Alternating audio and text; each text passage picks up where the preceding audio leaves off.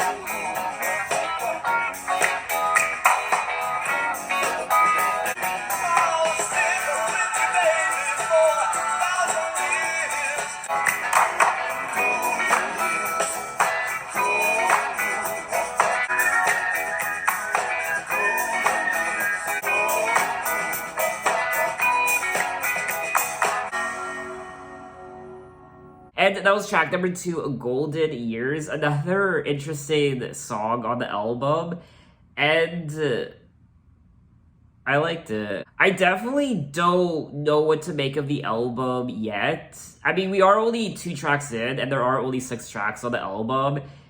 It's definitely an experience. I guess weird isn't the best word to use. I don't know, this is a very interesting album to listen to. Now, Golden Years was released as the lead single from the album. It was the first track completed during the sessions, a period when David's cocaine addiction was at its peak. Supposedly, the track was written for Elvis Presley, but he turned it down. David recalled that Elvis had heard the demos, and because both artists were signed to RCA Records at the time, Elvis's manager thought that David should write songs for Elvis. Could you imagine if Elvis and David did a collaboration? David's first wife, Angie Bowie, later claimed that the song was written for her.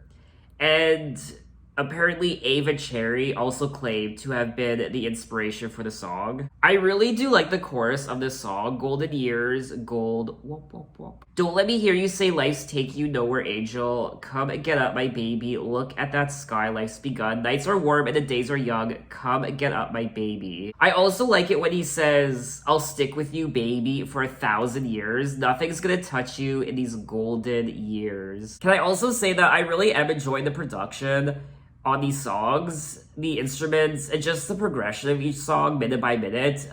They really are groovy and they're a lot of fun to listen to. My body really is appreciating the production on these songs because they're getting my body moving. So let's move on to track number 3, Word on a Wing.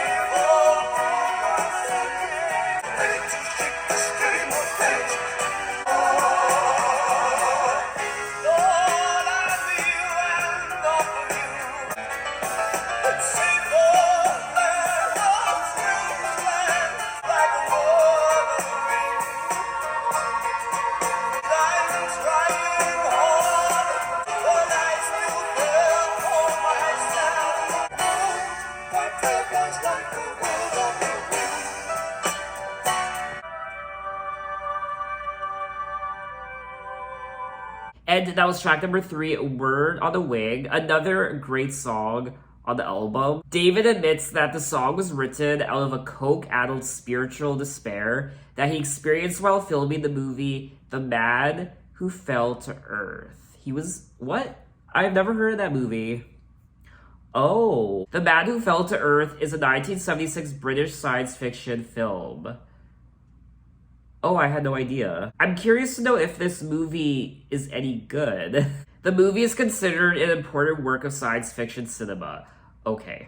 Well, I'm definitely gonna have to check it out now. Oh my god, I should do a reaction to that movie. In 1980, when talking about the song, David said, there were days of such psychological terror when making the film that I nearly started to approach my born again thing. It was the first time I'd really seriously thought about Christ and God in any depth.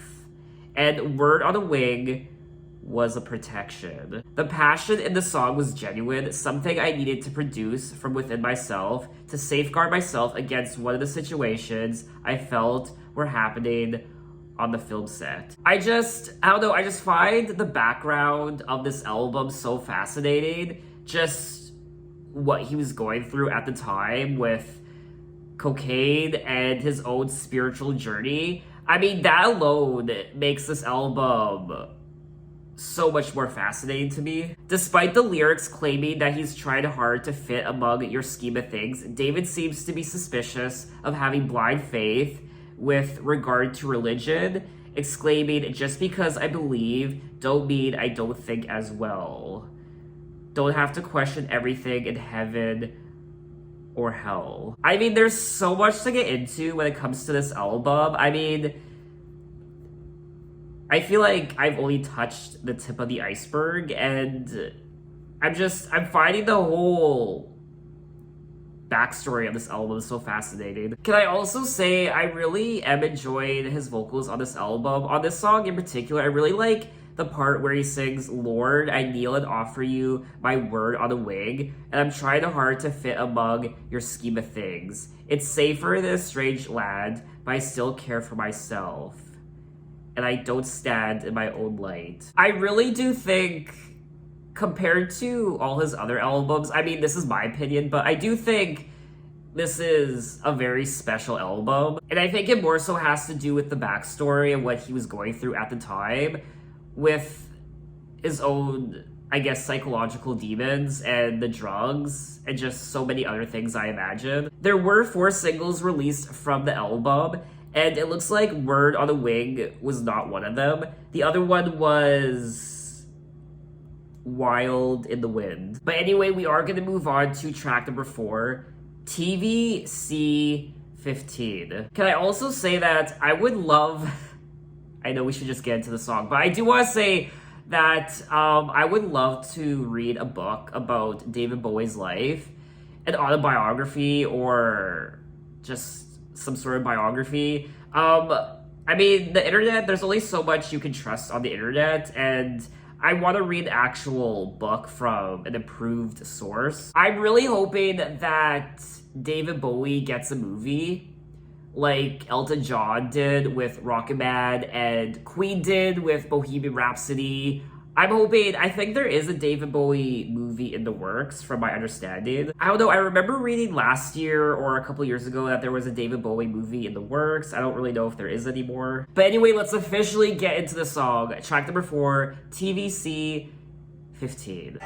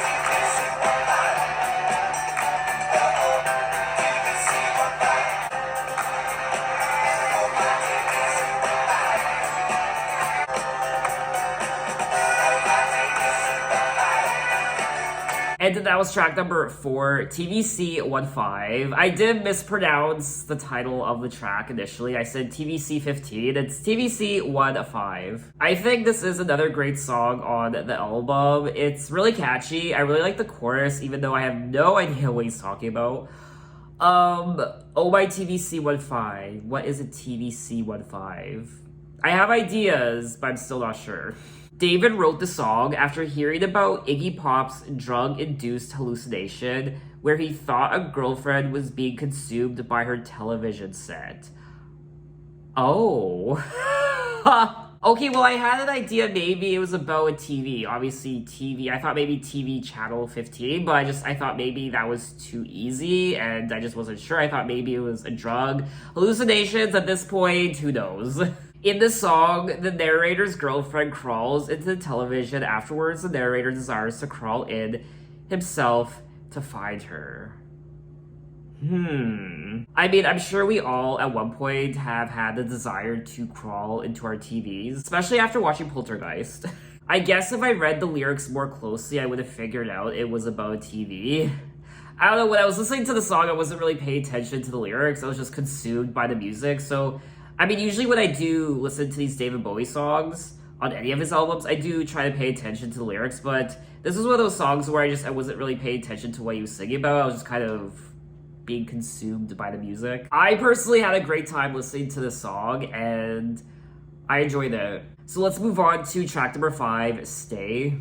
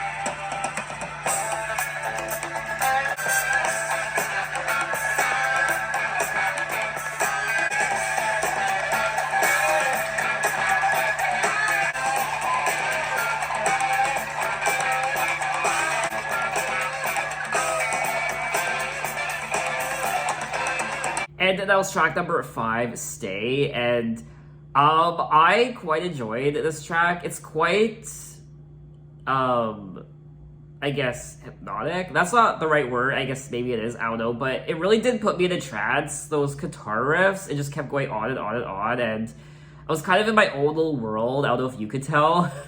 I wasn't even on planet Earth anymore. I don't know where I was, but this song kind of did something to me. This week dragged past me so slowly. The days fell on their knees. Maybe I'll take something to help me. Hope someone takes after me. I guess there's always some change in the weather. This time I know we could get it together. He does end the lyrics by saying, because you can never really tell when somebody wants something you want. Now, Stay was selected as the 4th single from the album. The song was based on the funky guitar lick that dominates the track, which is the part I loved, and which was invented by guitarist Earl Slick during the sessions for the album. I do kind of want to look up the meaning of the song, other people's interpretations, but you know what? I don't think I will. I'm just gonna leave it as is. And yeah. So we have come to the end of the album, track number 6, Wild is the Wind.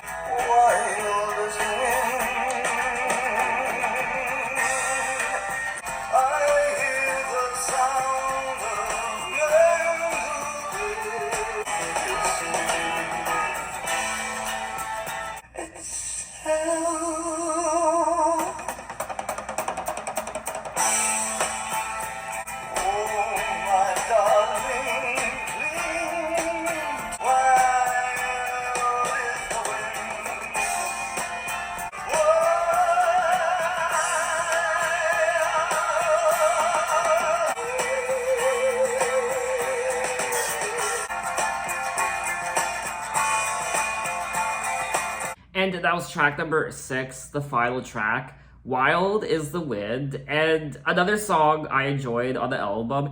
It's not one of my favorite tracks on the album, but I still like listening to it. Love me, love me, love me, love me, say you do. Let me fly away with you, for my love is like the wind, and wild is the wind.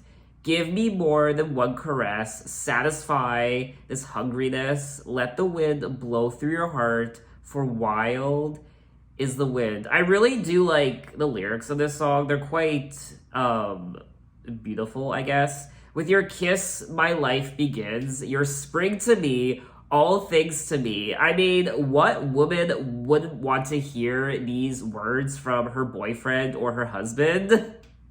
With your kiss, my life begins. Your spring to me, all things to me. If you want a woman to fall head over heels for you, I mean, I guess this will do the trick. Or maybe she'll just laugh in your face. Don't you know your life itself? Like the leaf clings to the tree. I like that part. Oh, my darling, cling to me, for we're like creatures in the wind, and wild is the wind. I do think this song might be a cover because I'm looking at the song writing credits and David Bowie doesn't have one, so I'm curious to know if this was a cover. Wild is the Wing is a song by Johnny Mathis for the 1957 film Wild is the Wind. I don't think I've heard of this movie. It tells the story of an American rancher who, after his wife dies, goes to Italy to marry her sister, but finds that she falls in love with his young ranch hand. Ooh. It's interesting that David chose this song to cover. I'm curious to know the specific reason why. David was an admirer of Simone's style. Now, Nina Simone did a cover of the song in 1966. David was an admirer of Simone's style, and after meeting her in Los Angeles in 1975, he was inspired to record the song for the album. So that was all 6 tracks of Station to Station by David Bowie, and this was a very interesting experience, just like all his other albums, but this one in particular, I think it more so has to do with just knowing that this is one of his most significant albums ever, and it's so highly rated, and just the backstory surrounding it, his drug use and his own personal demons, and just his state of mind in general, just knowing those things, I think at one point during this video, I felt a little overwhelmed. There does seem to be something quite special about this album. Like I said, because of the backstory of how this album was created and just kind of everything rolled into one, I do think that this is a very special David Bowie album. And also David not remembering the recording process of this album, I think also ties into it. Just like most of his other albums, I really liked the production on this entire album. It was funky and groovy, and I loved the guitar riffs, all the instruments, and it was quite, I guess, soulful in parts, his singing, his voice. Like always, I mean, I always enjoy his voice on all his albums. And of course, the lyrics, these are David Bowie lyrics, and they are quite strange, like usual. Even though they're quite strange, they're also very meaningful, and he does have a lot to say. Is this my favorite David Bowie album of all time so far on my David Bowie discography journey? This is my 10th David Bowie video, and this isn't one of my favorite David Bowie albums. I still prefer a few of his other albums over this one, but I would definitely go back to this album again. I just wouldn't go back to it as much as some of his other works. I'm curious to know what people thought of this album when it was released back in 1976.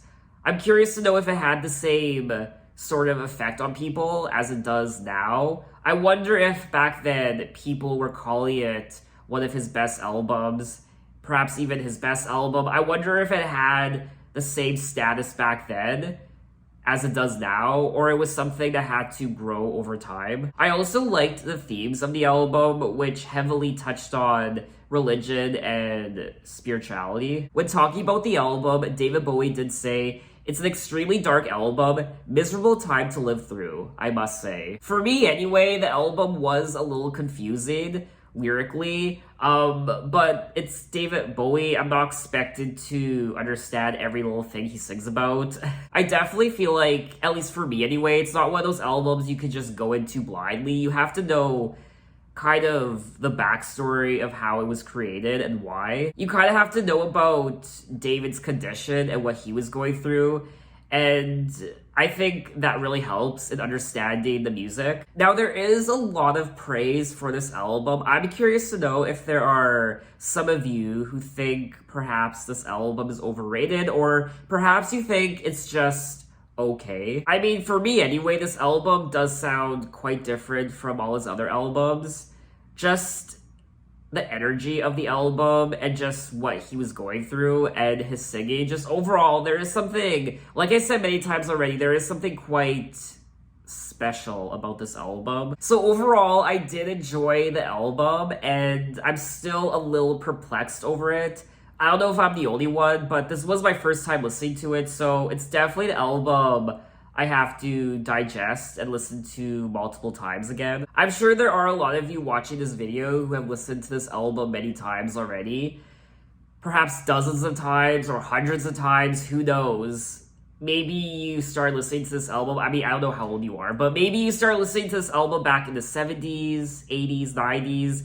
This is my very first time listening to it, so I'm just trying to put that into perspective, and I think I'm going to enjoy going back to this album again and again. I could definitely keep rambling on about this album, and I'm sure there are things I want to say, like always, but I can't think of them right now.